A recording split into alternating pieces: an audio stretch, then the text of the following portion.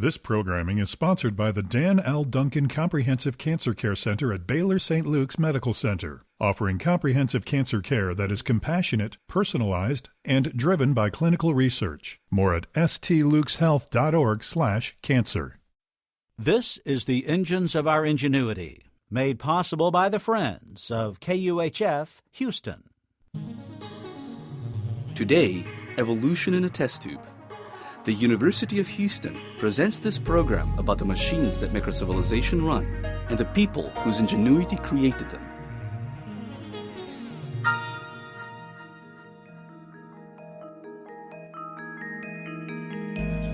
The amazing variety of life on this planet is a product of evolution. However, it took billions of years for sharks, chimps, and magnolia to evolve from their common ancestor. Given that evolution operates on such an enormous timescale, how could we possibly study it in a laboratory? Human life just seems too short. But not all evolution is slow. Within our lifetime, bacteria have evolved defenses against our most powerful antibiotics. They give rise to new resistant generations, rendering our weapons useless. This type of evolution can occur within days, and if we don't discover new drugs, the resulting antibiotic resistance may end up costing millions of lives by the middle of this century. But can we control how organisms evolve? Our ancestors have done this to suit their own needs. Dogs and wheat are in their current form a result of evolution that humans have been steering. Scientists have tried to do this more deliberately.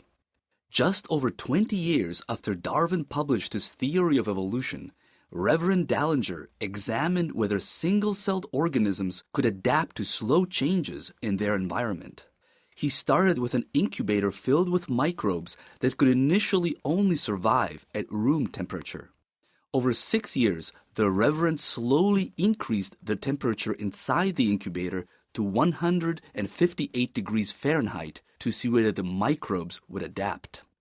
More recent versions of this experiment are being carried out by many scientists, including Tim Cooper at the University of Houston and Richard Lansky at Michigan State University. In 1988, Lansky started growing bacteria, giving them just enough food to survive from day to day. He has been observing 12 different lines of bacteria ever since.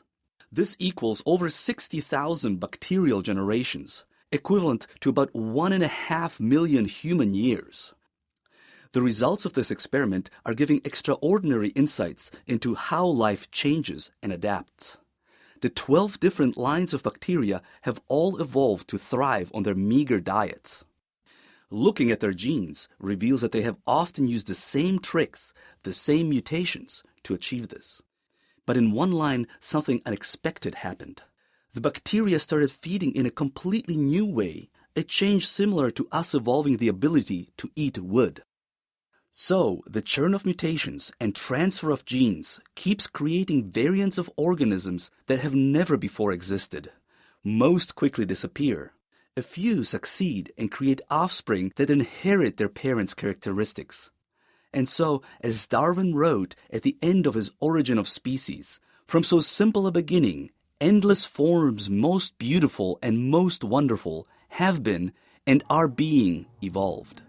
This is Krešo Josic at the University of Houston, where we are interested in the way inventive minds work.